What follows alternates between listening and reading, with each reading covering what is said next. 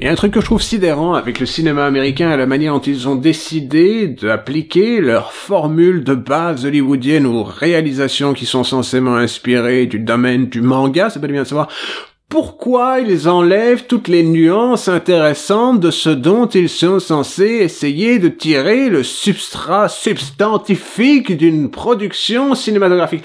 Il faut pas déconner, hein. Quand ils ont essayé de faire des films dans ce domaine d'activité, ça vous a donné des horreurs comme Dragon Ball Evolution. Vous savez, quelqu'un, il a pensé qu'il pouvait faire mieux que Akira Toriyama l'univers de Dragon Ball. C'était une purge ridicule, avec un Américain dans le rôle d'une version plutôt parodique de Son Goku, que ça vous a donné quelque chose comme Ghost in the Shell, hein?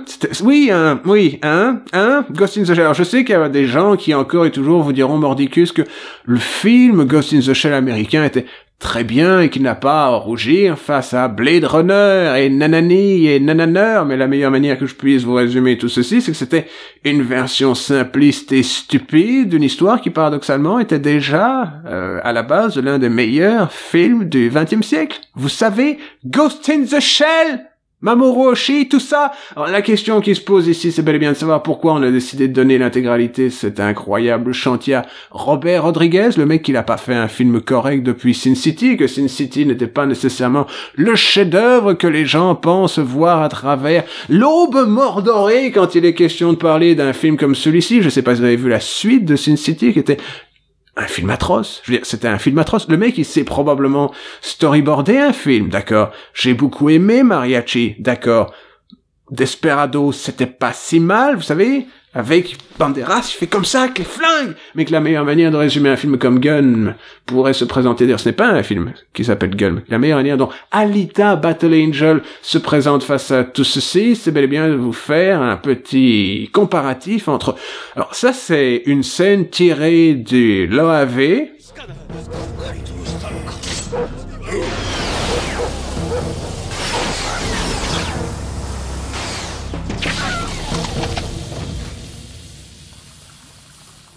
Et ça, c'est une scène tirée du film.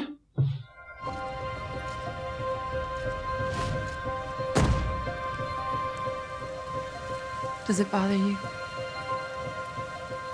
that I'm not completely human?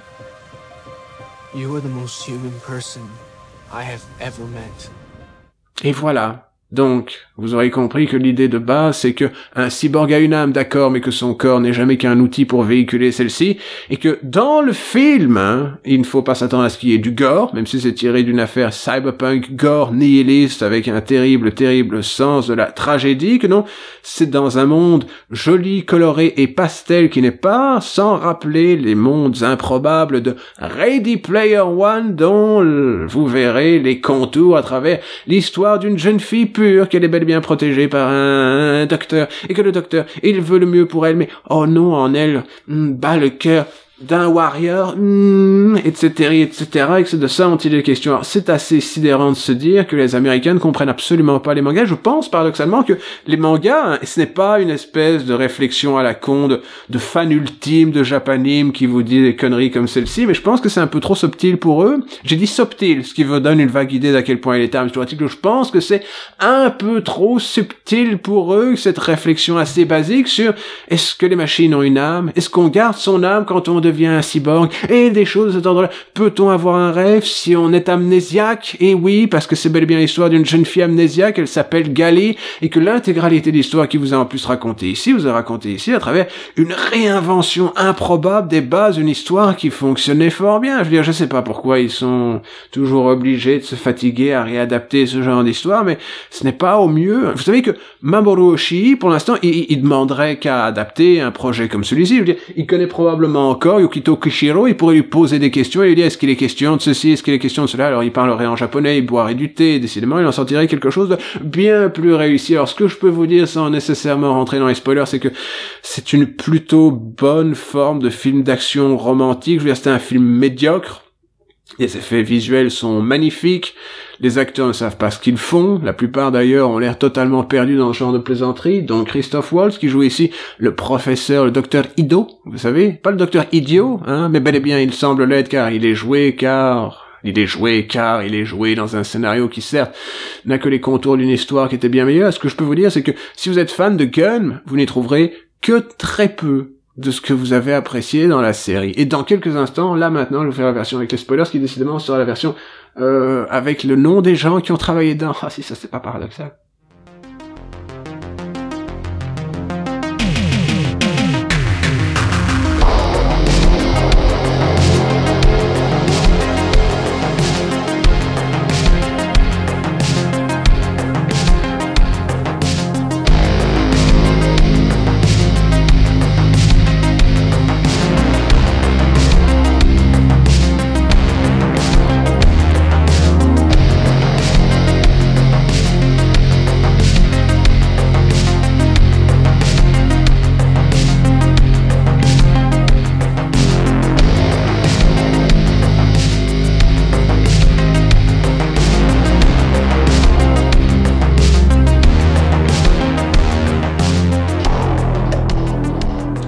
La meilleure manière de résumer mon ressenti sur tout ceci, c'est de vous dire que ça me rend triste. Alors, je tiens à préciser que ça me rend triste pas parce que je pense que cette bleuette surfaite est particulièrement réussie, hein.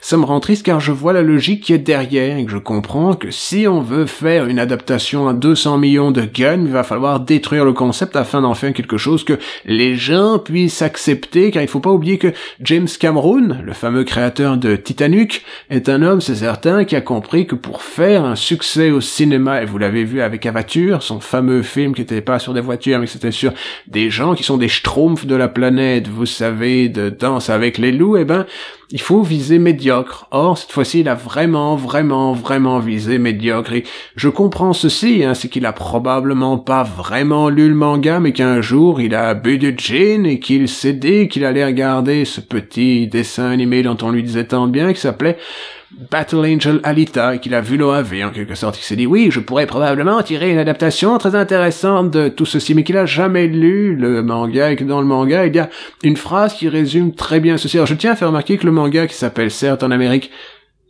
Battle Angel Alita, parce que je dois faire attention, parce que dans ma tête, le titre du film Alita Battle Angel, les mots sont pas dans le bon sens. C'est pas la seule chose qui est pas dans le bon sens dans ce film, autant l'admettre, mais il faut dire ceci. Gun, en japonais, ça veut dire Ganmu, et pour ce que j'en comprends, c'est une traduction littérale, même si la traduction est bel et bien littéraire et non pas littérale. Je suis arrivé à retomber sur mes pieds. Ganmu, ça veut dire le rêve d'une arme, le rêve d'un flingue, peut-être même, le rêve d'un gun. En tout cas, Ganmu, c'est ça que ça veut dire. Que l'idée, donc, c'est qu'à chaque fois que Gali, et pas Alita, se met dans l'esprit que décidément elle va tomber amoureuse, qu'elle va avoir un sentiment romantique avec quelqu'un, déjà il y a la réalité de son corps qui le contredit, car elle a un corps de combat et pas un corps de robot jouet prostitué, même si ça existe sans doute dans cet univers, autant l'admettre, car c'est un univers un peu à la Métal Hurlant, il est sombre, il est cyberpunk et gore, et des choses de cet ordre-là, et que la réflexion qui arrive au plein milieu du premier volume, et je l'ai relu justement parce que je me suis dit quitte à y être, souffrir au cinéma, autant arriver à se mettre un peu du baume au cœur avant de se lancer dans cette aventure. Il y a une phrase de Nietzsche qui est sans doute pas particulièrement bien recopiée, mais qui est simplement celle-ci, c'est que l'âme est le jouet du corps. L'âme est le jouet du corps. Et c'est ça la réflexion de Gunn. C'est qu'elle a envie d'être amoureuse, elle a envie d'être une jeune fille normale parce qu'elle a perdu sa mémoire, mais qu'au fur et à mesure que sa mémoire lui revient, elle se souvient qu'elle était une machine à tuer, et que cette machine à tuer était une guerrière particulièrement douée qui vient de Mars et qui a le pouvoir des arts martiaux. Du Panzerkunst. L'art martial, en quelque sorte. Vous savez parler allemand. Vous savez au moins lire Panzer et Kunst quand vous réfléchissez dans ah oui, est-ce que ça veut dire Panzerwaffe? Ah oui, d'accord, etc. Et Kunst, ah oui, alors ça veut dire art et des choses comme ça. Bref.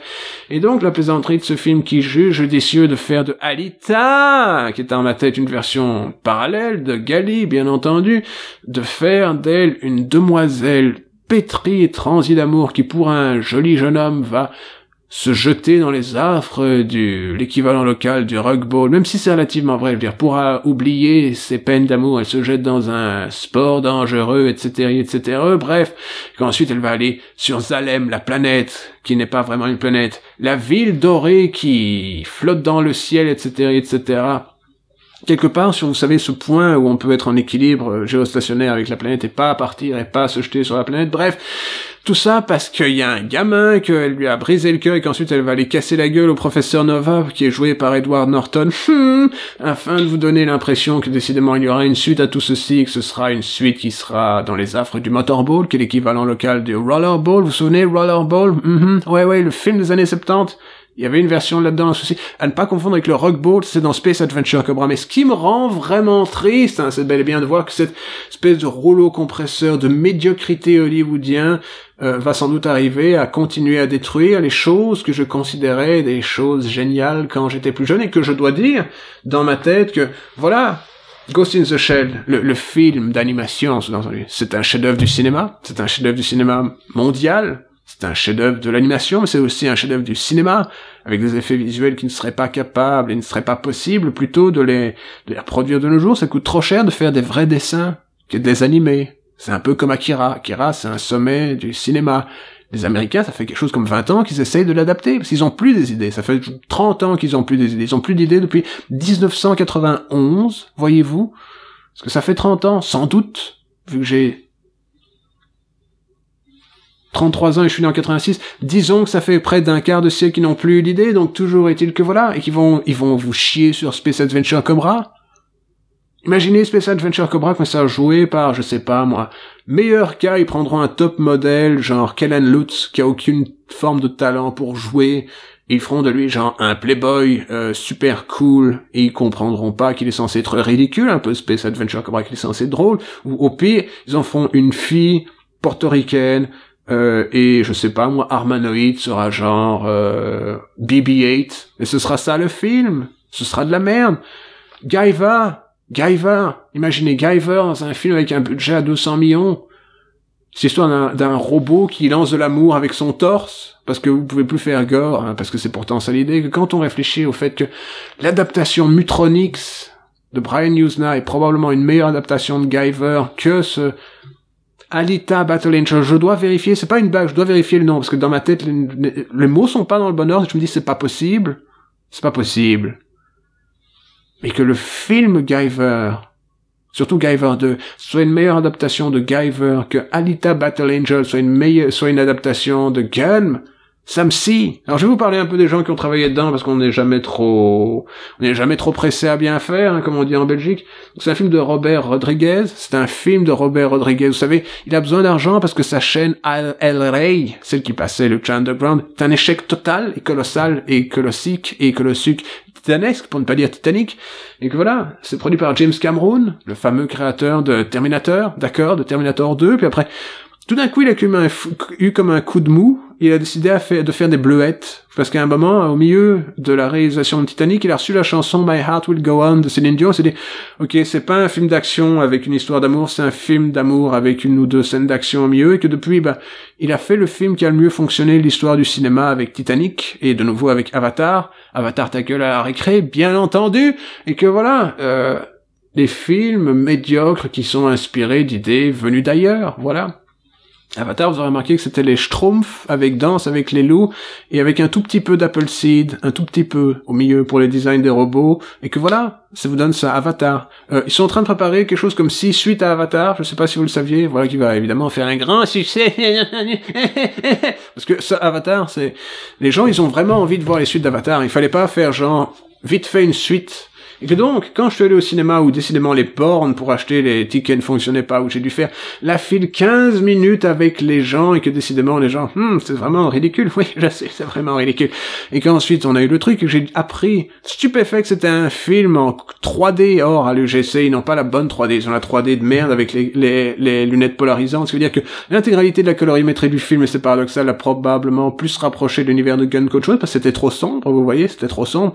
Et puis après j'ai enlevé mes lunettes pour voir, c'était genre un mélange étrange d'éclatantes couleurs pastel, tandis que l'univers, c'est certain de Gun, mais à mon avis, vert de gris, pourri et couleur de matière fécale, c'est un univers très ocre, et que je me suis dit, mais comment est-ce que tous ces artistes qui ont été des artistes à une époque, je veux dire, James Cameron était un spécialiste du matte painting, il a travaillé sur bordel de merde, Escape from New York, je veux dire, c'est pas le premier tocard venu, James Cameron, c'est un mec qui est compétent, mais il fait de la merde, parce qu'il sait que c'est ça qui se vend, et si ça c'est pas déprimant. Je vais vous faire un peu le tour du casting. vous avez... Alors, on va parler de la scénariste qui a travaillé sur tout ceci. Évidemment, James Cameron, parce que il avait très envie d'adapter l'OAV et qu'il avait regardé un jour, il était pété, mais ensuite, il s'est payé Laïta Kalogridis, une scénariste, gréco-américaine. Non, pas gréco-romaine, parce que ça voudrait dire qu'elle sait faire du catch, mais gréco-américaine, la fameuse scénariste de Altered Carbon. Vous savez, c'était la mauvaise série de science-fiction sur Netflix, de Terminator Genisys, que je l'ai pas vu, mais à voir les critiques, ça avait vraiment l'air d'être de la merde, Terminator Genisys. Hein? Et qu'elle a aussi travaillé sur Shutter Island. Mais je pense que c'est du genre, Scorsese, on lui donne un scénario qui est à peu près correct, il fait genre, je vais le réécrire, hein. J'ai pas besoin qu'on me donne des crédits sur le scénario, je suis un grand créateur de films. Mais je vais le réécrire quand même parce que je pense que je peux le faire un peu mieux, hein, et ensuite il réécrit 80% du truc. Ça contient les performances de Rosa Salazar dans le rôle de Alita. Alors, ils ont pris une demoiselle qui a l'air d'une jeune demoiselle, qui a à peu près mon âge, elle est plus vieille que moi, et ils ont décidé de rajouter toute une couche de graphisme en 3D dessus pour qu'elle ressemble à Parzival, vous savez, de Ready Player One. Ils ont fait les grands yeux, parce que pour eux, manga, ça veut juste dire grands yeux. Et ils pensent pas que c'est une qualité dans les traits qui font décidément que... Regardez ça, je veux dire, c'est totalement aérobruché, on dirait un truc dans Metal Hurlant, et d'ailleurs, Metal Hurlant est un bon parallèle à faire. Si votre film, Gun, ne ressemble pas à une histoire intellectuelle cérébrale de Metal Hurlant, la fameuse publication, vous savez, des années 70-80, il y a un problème, hein? C'est un problème évident. Si ce n'est pas comme Metal Hurlant. Et donc, ils se sont dit, oui, on va essayer qu'elle ait l'air d'un robot. Au lieu de la mettre simplement dans une forme de costume en vinyle avec, vous savez, des trucs qui sont transparents et des choses comme ça pour donner l'impression qu'elle avait des muscles et des coques de plastique pour donner l'impression que c'était un robot. Non, ils se sont dit, on va faire ça tout en 3D et bon, bah voilà, t'apparaîtra pas vraiment dans le film, mais si vous pouvez tout surjouer. Alors, je sais pas pourquoi elle est capable de surjouer tout dans le point de vue, parce que c'est visiblement de la motion capture, de la performance capture, pour utiliser le terme qui est maintenant idoine, et que, cependant, la voix monotone il y a que 2 ou 3 moments où je ne sais pas s'il essaye de jouer un robot. Je vais jouer comme ça et je vais tout dire de manière monotone avec les mots et le rythme des mots qui sont comme ça. Je suis un personnage de film. Bip bip boop boop bip bip boop boop. Mais voilà. Quand BB-8 a plus de personnalité que le protagoniste de votre film qui est censé avoir « Ah, c'est délicieux le chocolat !» et des choses comme ça, des sentiments de ce style-là, il y a un problème, les enfants. Alors, il y a 2 choses qui fonctionnent très bien. J'aurais tendance à penser que c'est Jennifer Connelly et Christoph Waltz qui jouent Dr. Ido et Shiren. Shiren, c'est un personnage qu'il y avait dans l'OAV, mais pas dans le manga, hein, parce que James Cameron n'a pas lu le manga. Et que donc, l'idée, c'est le Dr.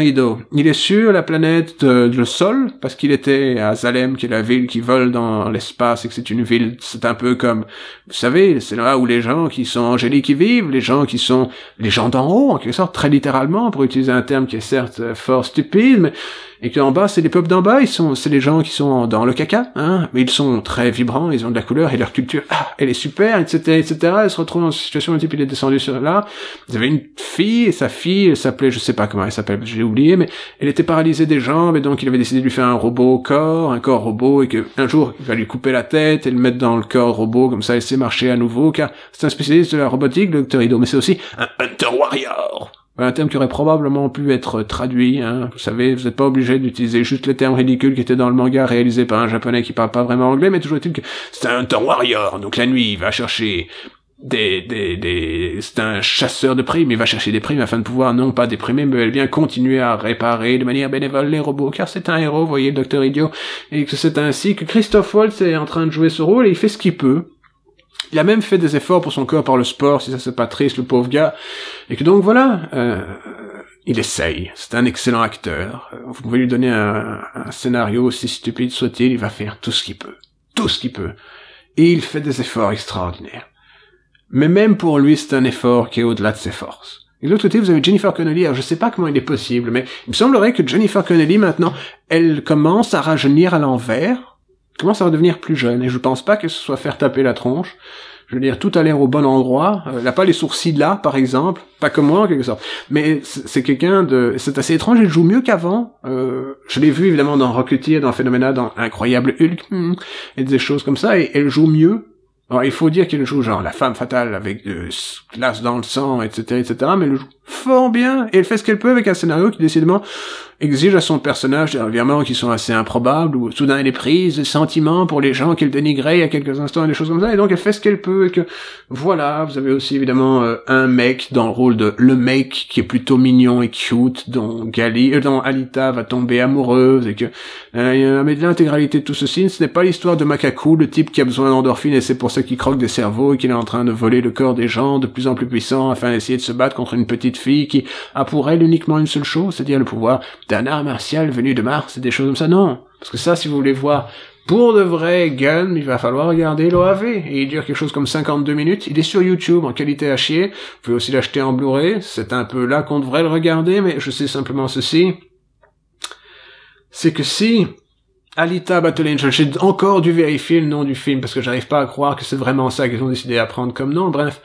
parce qu'ils espèrent faire une suite, hein, avec le Motorball, etc., j'ai déjà dit, donc il y aura genre Alita 2 Motorball, si ce film réussit. J'espère que ce ne sera pas le cas. Voilà.